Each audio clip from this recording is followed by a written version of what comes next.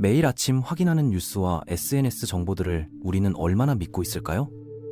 21세기 정보 홍수 시대에 진실과 거짓을 구분하기도 어려운데 수천 년 전 기록된 성경을 어떻게 신뢰할 수 있을까요? 이 질문은 많은 기독교인들이 가슴 깊이 품고 있는 고민입니다. 믿고 있지만 때로는 의심이 들기도 하고 합리적인 근거를 찾고 싶어 하는 분들이 많아요. 오늘은 성경이 왜 신뢰할 만한 문서인지에 대해 차근차근 살펴보려고 합니다. 이는 단순한 종교적 믿음의 강요가 아니라 이미 믿고 있는 분들에게 합리적 근거를 제공하려는 목적이에요. 물론 인간의 논리만으로는 신앙의 모든 영역을 설명할 수 없지만 성경을 신뢰할 만한 충분한 이유들은 분명히 존재합니다. 가장 핵심적인 이유는 성경이 예수 그리스도에 관한 가장 권위 있는 증언이라는 점입니다. 많은 근본주의 기독교인들은 이 순서를 거꾸로 생각하는 경향이 있어요. 즉, 성경이 맞으니까 예수를 믿는다는 식으로 접근하는 거죠.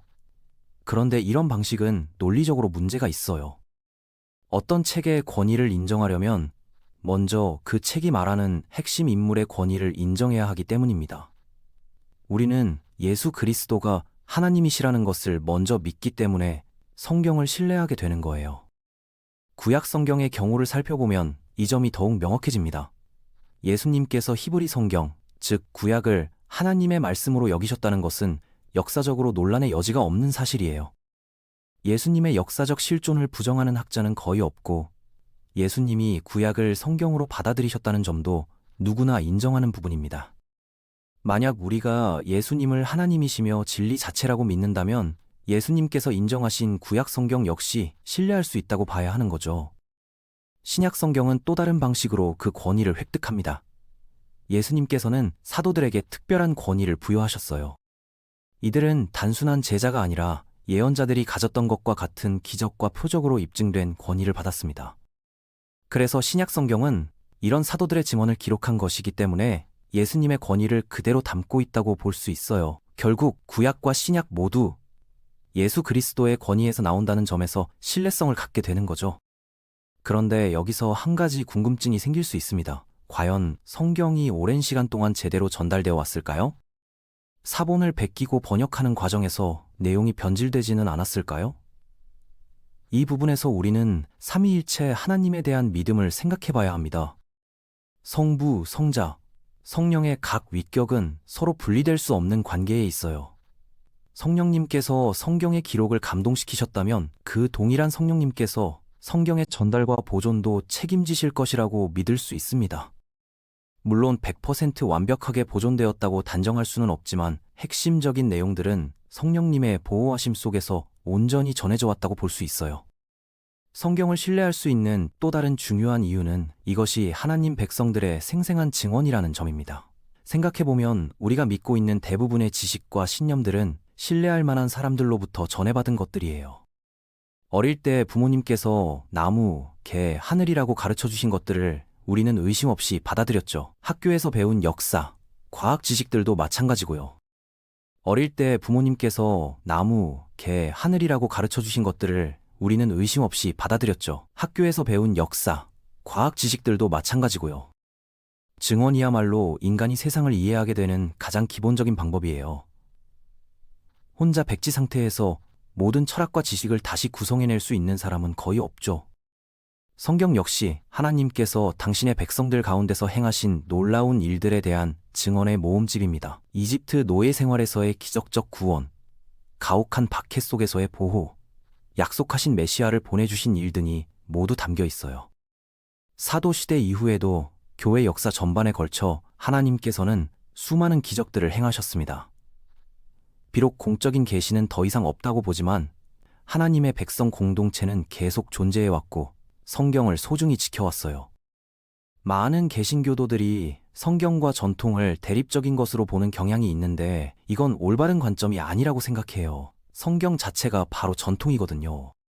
전통이라는 것은 단순히 세대를 거쳐 전해 내려온 것을 의미하는 건데 성경이야말로 가장 소중한 전통이죠. 우리가 성경을 읽을 때 사용하는 언어 자체가 전통이에요. 한국어든 영어든 히브리어든 모든 언어는 공동체가 오랫동안 사용하면서 전해 내려온 전통이거든요. 그래서 개신교도들이 믿는 것은 교회가 전수한 여러 전통들 중에서 성경이 다른 전통들보다 더 큰 권위를 갖는다는 것이지, 성경 자체가 전통이 아니라는 게 아니에요. 예수님을 믿고 교회 공동체를 신뢰한다면 그 공동체가 가장 소중히 여겨온 성경 역시 더욱 큰 신뢰를 받을 만하다는 거죠. 기독교 공동체는 사도들과 함께 완전한 형태로 시작되었지만 그 뿌리는 훨씬 더 깊이 올라갑니다. 하나님께서 에덴 동산에서 아담에게 사탄을 물리치겠다고 약속하신 그때부터 하나님 백성의 역사가 시작된 거예요. 이렇게 오랜 역사를 가진 공동체가 가장 귀하게 여겨온 성경에 대해 존경심을 갖는 것은 당연한 일이겠죠. 더욱 놀라운 것은 성경에 기록된 많은 약속들이 실제로 성취되었다는 점입니다. 물론 저는 신문과 성경을 비교하면서 현재 정치 상황을 예언과 연결시키려는 사람은 아니에요. 창세기 12장에서 하나님께서 아브라함에게 내가 너를 축복하는 자를 축복하고 너를 저주하는 자를 저주하리라고 말씀하셨는데, 이 말씀이 기록될 당시에는 히브리 민족이 아주 작고 미약한 부족이었어요. 그런데 지금은 어떤가요? 원래 히브리 민족의 신앙에서 나온 기독교가 전 세계로 퍼져나갔잖아요. 통계적으로 봤을 때 이런 일이 일어날 확률은 정말 낮았을 겁니다. 다니엘서의 예언도 마찬가지예요. 다니엘 시대의 유대인들은 여전히 소수 민족이었지만 하늘의 하나님께서 세우실 나라가 다른 모든 나라들보다 오래 지속될 것이라는 예언이 있었어요. 신약 성경을 보면 이것이 바로 교회를 가리킨다는 것을 알 수 있고, 실제로 교회는 다니엘 시대에 존재했던 어떤 제국보다도 훨씬 더 강력하고 지속적인 영향력을 발휘하고 있어요. 예수님께서도 비슷한 예언을 하셨어요. 천국이 겨자씨와 같다고 하셨는데, 씨 중에서는 가장 작지만 자라면 정원의 모든 식물 중에서 가장 크게 된다고 하셨죠. 실제로 기독교는 다른 어떤 종교나 사상보다도 세상에 더 큰 영향을 미쳤어요. 만약 하나님께서 정말로 하늘에서 무언가를 계시하셨다면 그 계시를 담고 있는 종교가 가장 크고 영향력 있게 될 것이라고 예상하는 게 합리적이겠죠. 그런데 많은 사람들, 특히 근본주의적 배경에서 자란 분들은 성경이 마치 마법책처럼 완벽 무결해야 한다고 생각하며 자라나요. 마치 잠언서의 개별 구절들처럼 모든 부분이 즉시 영감을 주는 말씀이어야 한다고 기대하죠. 그런데 실제로 성경을 읽어보면 겉보기에는 별로 중요해 보이지 않는 족보나 숫자들이 많이 나와요. 물론 이런 것들 뒤에도 깊은 의미가 있지만 첫눈에는 그렇게 명확하지 않은 경우가 많아요. 이런 현상을 이해하려면 초기 교회의 그리스도론 논쟁을 살펴보는 게 도움이 됩니다. 그리스도론이라는 것은 예수님에 대한 연구를 말하는 건데, 예수님을 인간으로 봐야 할지 하나님으로 봐야 할지에 대한 논쟁이 있었어요.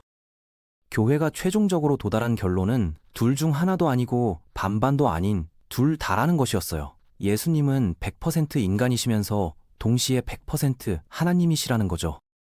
이건 모순이 아니에요. 예수님은 한 측면에서는 완전한 인간이시고 다른 측면에서는 완전한 하나님이시거든요. 진정한 인간 본성과 진정한 신성을 모두 가지고 계신 거예요.